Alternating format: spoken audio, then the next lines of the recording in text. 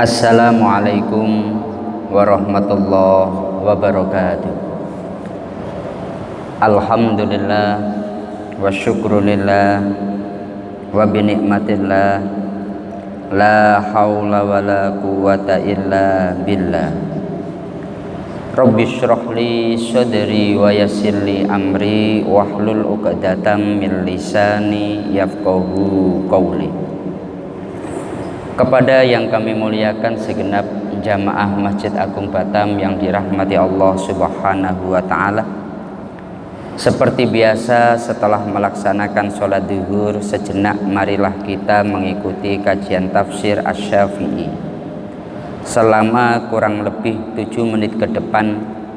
Marilah kita bersama-sama niat thalabul ilmi dan juga niat iktikaf di masjid kita ini, agar duduk kita bersama oleh Allah dicatat sebagai ibadah. Adapun pembahasan kita kali ini sampai pada surat Thaha ayat yang ke-7. Allah berfirman, Bismillahirrahmanirrahim, wa in tajhar bil qawli fa innahu ya'lamus sirra wa akhfa, yang artinya,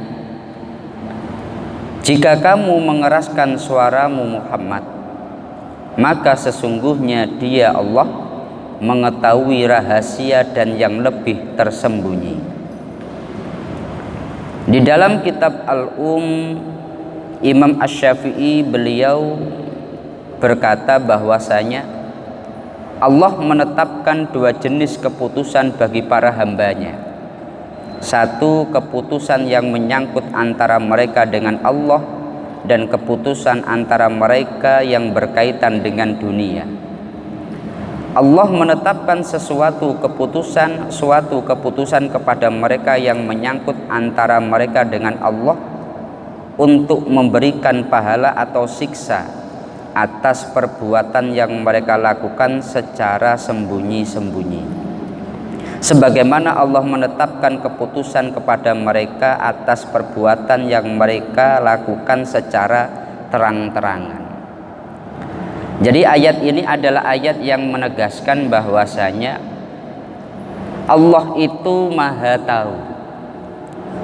Maka ayat ini ketika diturunkan kepada Nabi Muhammad, "Hei Muhammad, baik kamu mengeraskan suaramu atau kamu mengsamarkannya, atau bahkan yang paling tersembunyi di dalam hatimu, itu Allah Maha Tahu." Makanya dalam hal ini kalau kita kaji di dalam tafsir Thabari, ada sekian banyak pendapat berkaitan tafsir ayat ini. Karena apa? Karena dalam ayat ini ada 2 pengulangan rahasia. Pertama, wa in tajhar bil qauli, bila kamu mengeraskan ucapanmu, fa innahu ya'lamu sirra, maka sesungguhnya Allah mengetahui rahasia, wa akhfa, dan yang lebih rahasia. Yang lebih rahasia itu apa? Maka ada beberapa ulama yang menyebutkan bahwa bahkan sesuatu yang belum diucapkan oleh hati kita, Allah itu sudah tahu.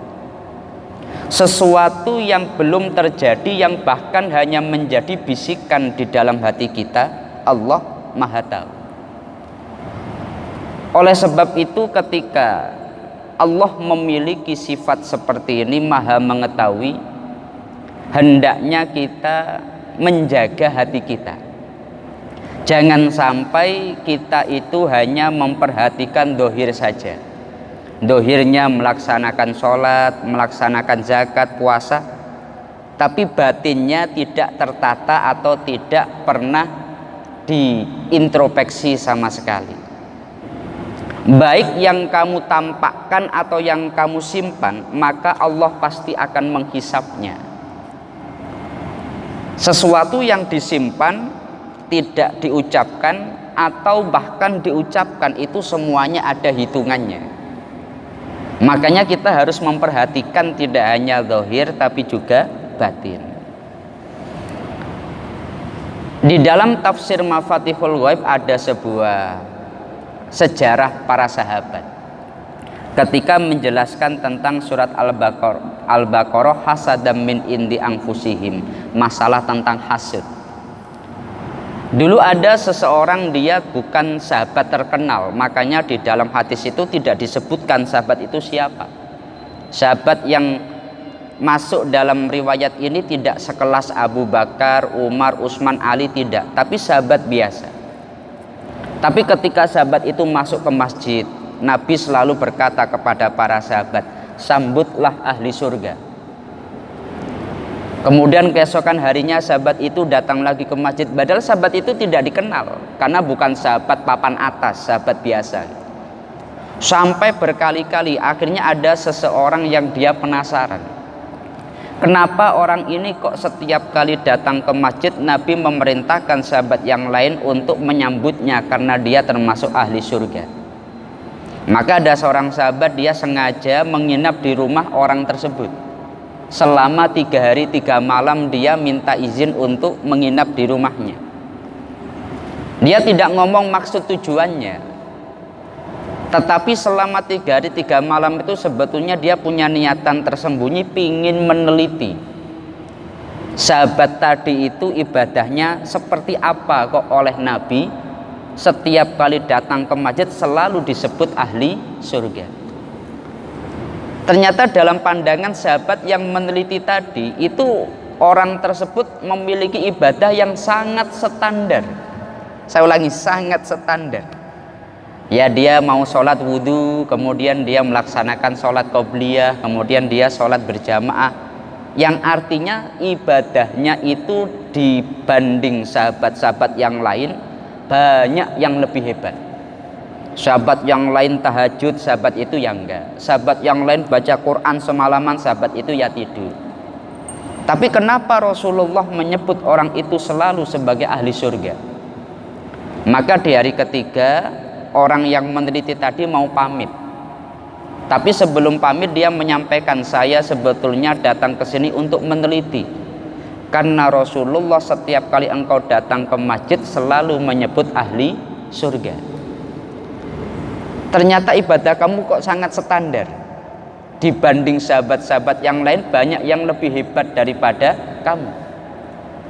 Maka orang tadi berkata apa adanya, ya yang kamu lihat itulah yang aku lakukan, aku tidak ada ibadah yang lain.